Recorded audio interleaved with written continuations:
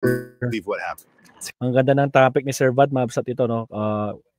50 minutes ago. Cheese! Sinusuka at ikinahihiya ng mga taga-UP Law dahil sa katangahan daw niya sa Constitution. Bakit naman, Sir Bad? Totoo ba yan, Sir Bad? O sige, pahinga natin, Sir Bad. Kinahihiya na daw si Cheese, mga kabsat. Really? Sir Tony? Ha? JC Moss, ano na? Fast forward. Buenas tardes. Okay. Lagay natin ng banner. Podcaster. All right, here we go. Larga. Buenas noches, damas y caballeros.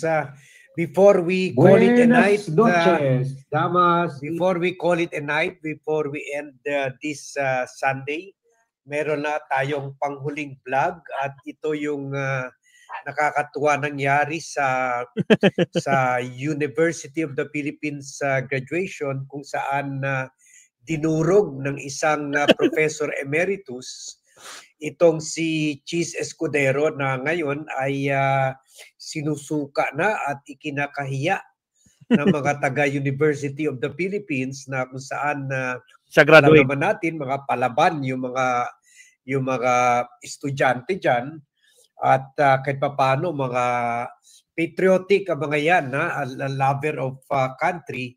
Pero ngayon sinasabi nila parang naiba na talaga si Cheese. Parang bakit hindi naman? na siya yung Cheese noon na professor dyan at nag-graduate sa University of the Philippines.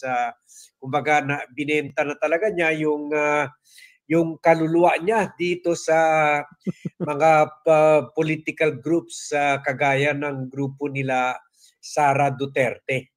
Kaya sabi nila sayang, nasasayang sila kay Cheese at itong professor na ito parang nilecturan pa si Cheese na dahil sa katangahan niya ukol sa nakasaad sa 1987 Philippine Constitution. So binablog natin ito as again another message na sana iparating kay Cheese Escudero na baka makapagbago pa yung isip niya, and he will still decide to act for the benefit of the country sa August 6, kung saan they are set to make their final deliberation whether susundin nila yung ruling ng Supreme Court declaring the impeachment complaint as unconstitutional or ituloy nila yung trial. So please share this vlog at baka mapanood pa ito ni Cheese o ng ni Hart o yung iba bang nakapalibot sa kanya, na baka meron siya mga staff na taga-UP at baka madala sa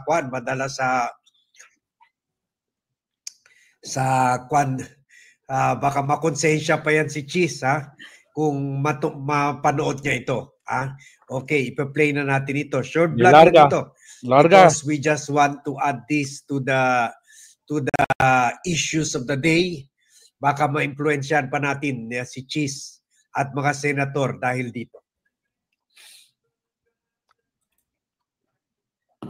Pinasaringan ng isang dating profesor ng University of the Philippines, si Senate President Cheese Escudero. Really? Kaugnay sa patuloy na issue ng impeachment laban kay Vice President Sara Duterte. Binanatan din niya ang mga tila pagsisisi pa sa mga bumabalangkas sa konstitusyon dahil sa hindi umano malinaw na pagbibigay ng kahulugan nito. Ang detalye sa Agenda Weekend Report ni Dexter Ganibe ng Abante Radyo. Sa harap ng higit 1,200 na mga nagsipagtapos, inatotsadahan ni UP Professor Emeritus Maria Serena Diokno sa kanyang talumpati sa ika-116 na commencement exercise ng University of the Philippines, Manila, si Senate President Cheese Escudero. May kinalaman ito sa pamumuno ni Escudero sa impeachment court at ang mga naging desisyon niya noong isinampa sa Senado ang articles of impeachment, partikular ang interpretasyon sa katagang forthwith. Ano ang silbi ng utak at talento kung walang prinsipyo at tapang upang panindigan ito? Imagine, isang salita. Ulitin natin yun, ha? Si Escudero. May kinalaman ito sa pamumuno ni Escudero sa impeachment court at ang mga naging desisyon niya noong isinampa sa Senado ang articles of impeachment, partikular ang interpretasyon sa katagang forthwith. Ano ang silbi ng utak at talento kung walang prinsipyo at tapang? Jeez, ano daw silbi ng utak at talento mo? Bakit hindi mo ma-apply ang ibig sabihin ng forthwith, agoy? Upang panindigan ito. Imagine, isang salita, forthwith, ay ayaw intindihin ng nanunungkulan sa Senado. UP graduate, at graduate ito ng bagong kahulugan. Hindi agad, forthwith, kung hindi 4 na buwan makalipas. O dili kaya kapag may panahon pa ang Senado. Binanatan din ni Diokno ang tila pagsisipa ni Escudero sa mga bumalangkas sa konstitusyon dahil sa hindi umano malinaw na pagbibigay ng kahulugan nito. Dagdag niya, kasalanan ng mga gumawa ng ating saligang batas ang di umano'y kalabuan ng salitang forthwith. Malabo daw, mga kapsat. O si Cheese lang yung malabo. Again, sa mga bagong pasok, huwag kalimutan mag-like and subscribe. Salamat po sa 47 live viewers na naiwan dyan. Salamat po. Oops, wait lang. Tanggal yung sounds. Dapat daw, sa halip nito, Sapa. gawa ng ating saligang batas ang di umano'y kalabuan ng salitang forthwith. Dapat daw, sa halip nito, ginamit ang salitang immediately. What utter nonsense. What utter nonsense. Agad-agad, immediately yon. Oh, nak naman ng kamote. Well, ano tayo magagawa mo sa sinabon siya ng kapwa niya, alumnus.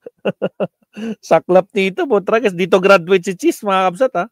Sige, tuloy. Sabi niya sa mga nagsipagtapos na scholar ng bayan, dapat isabuhay ang standard ng UP na gabay o tanglaw, hindi lang sa sariling buhay, kundi sa lahat ng aspekto. Ito ang karangalan, kahusayan at paglilingkod o honor, excellence, and service na kailangang magkaakibat palagi ang tatlo. The position does not confer honor. You bring honor to the position, not the other way around. And this applies to UP as well as to our country and every aspect of our lives. Si Diokno ay dating chairperson ng National Historical Commission of the Philippines. Wala pa namang reaksyon si Senate President Cheese Escudero kaugnay dito. Para sa Agenda Weekend, Dexter Ganibe, Abante!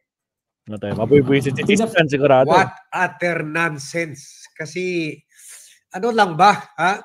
Meron naman dyan sa Google, ha? Kung wala kang dictionary, Cheese, kung wala kang makuha na dictionary, meron dyan sa Google forthwith. Okay, sequence. Hindi mo ba talaga maintindihan yan? Forthwith, immediately. Kahit siguro mga bata ngayon, alam. Okay, mag-chat GPT. Di ba, Ma'am Shonihes? Shout out po.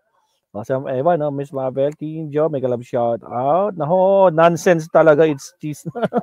Uy, magandang title to bukas, ha? Kasi tatapin ko to. Itong ko, no? Nonsense ka. Parang ganun. Magandang title yun, ha? O, sige, tuloy. Alam na kung anong forthwith. Naging popular na yan. Na salita na yan, naging popular word na yan dahil sa impeachment. Lahat na ata nakakaintindi kung anong forthwith. Puwera na lang si Cheese Escudero. So, grabe na talaga itong pambabastos at pangbababoy ginagawa sa atin sa konstitusyon natin. Kaya binabuti natin ihabol itong vlog na ito because nakakabahala na at nakakainis, nakakagalit yung panginginsulto. Kahit ako nung pinadala sa akin ng bad team ko itong video na ito, doon ko na-realize na nakakainis na, para nakakainsulto na talaga na yung pang-abuso ng mga government official natin, na yung puti ginagawa itim, yung itim ginagawa puti para ma-push lang yung political agenda nila. Hindi na sinusunod yung batas. Parang wala ng batas. Parang wala ng konstitusyon. Ina-apply na lang yung batas sa mga mahirap, sa mga walang pera at walang kapangyarihan. Pero sila mga mayaman, binabaliktad yung batas, binabaliktad pati yung provision ng Constitution para lang paboran yung mga political allies nila or political interest nila. Yun lang, tulad nung binamaliit yung 142.7 billion insertion, maliit lang daw yun kumpara daw sa 350 billion sa House. So hindi yun ang question. Ang question yun, saan napunta yung 42.7 billion. Pero ganun mga politiko. Dahil ang feeling nila, wala na tayo magawa. Kahit ano pa bang gagawin nila. So siguro kung mapatay na talaga nila itong impeachment, siguro it's about time we return back to the streets na talaga para ipakita sa kanila na hindi na we are no longer going to take this sitting down. Lalaban tayo. Pero we start doing this online muna. Please share this vlog. Please share this to friends and relatives. And to tell them, tuloy ang laban. May 3 days pa tayo. Mag-ingay pa rin tayo sa social media. Tell your friends to... Nagtataka bakit may 3 days pa? Kasi nga August 6 sila magre-resume dyan, guys, dun sa tungkol sa impeachment. So mag-iingay na in 3 days. So Monday, Tuesday, Wednesday. So meron pa. May 3 araw pa. Continue to pressure the Senate, to continue to pressure the senator, and also to pray for a better result on August 6. So hanggang dito muna tayo. We'll take a rest na. Thank you very much everyone for watching. Salamat, Sir Bad. Thank you very much for joining me in this vlog, and see you in my next vlog. Salamat, Sir Bad. Thank you very much. Wait lang. Bago tayo pumunta sa next topic, Ma'am Sat, mayroon natin na-share dito na pan eh. May sinasabi si... Anong pangalan nito? Si Princess Abante.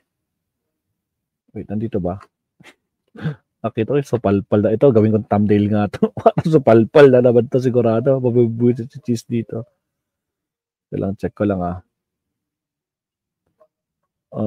Ay, meron. Uy, 2 topic pala ako dun I-share ko ba? Tapos may mga natagpong mga what's this? Bungo. Chikoy. Okay? Basta sinabi ni Princess Abante Mabsat kung daw wag daw padalos-dalos ang Senado. Hintayin din sana. Total hintayin na sila ng ganong katagal. What more kung mahintayin nila kung ano magiging sagot ng Supreme Court dito sa magagawin nilang MR, motion for reconsideration, no? Na hinahain ng House. So hintayin nila bago sila mag-decide kasi baka mamaya maluto na naman, 'di ba? Dahil sa gusto nilang protektahan. Tapos ang dami-dami na gustong ang daming bumabatikos dito sa Supreme Court. Nako po, hindi natin ko lang. Mape-pressure talaga sila, Mabsat. Alright. So, yan lang muna for our first topic. Next ay first subtopic. Next subtopic ulit tayo. So, tagalin na natin yung banner para walang sagabal mamaya. Alright. Subtopic ulit tayo, Mabsat.